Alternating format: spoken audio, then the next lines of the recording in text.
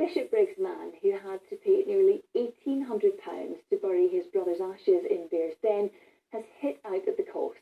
East Dunbartonshire Council charged Roderick Campbell nearly 6 times what neighbouring councils were charging for the same service. The local authority says rising cemetery charges are down to budget challenges and a lack of space.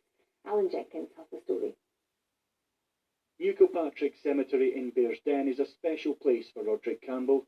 His mum and dad are buried here in the family lair, and last month his brother's ashes were placed next to them, his dying wish. For this to happen, he was charged nearly £1,800. I'm absolutely incensed by the whole thing.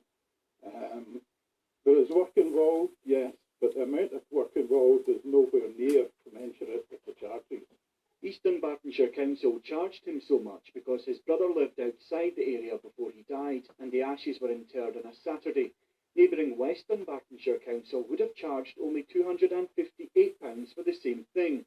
Inverclyde Council was the cheapest in the entire country at £87, with most local authorities charging between £200 and £300.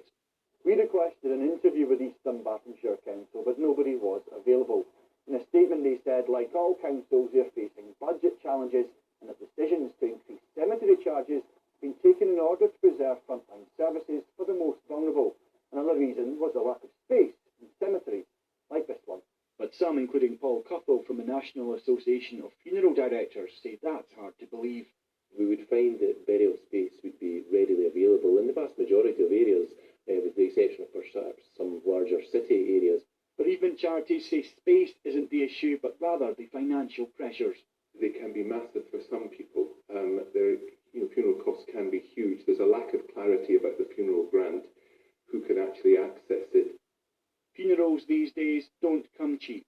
For Roderick Campbell, the added financial expense that far exceeds charges in neighbouring areas is another painful part of losing a loved one.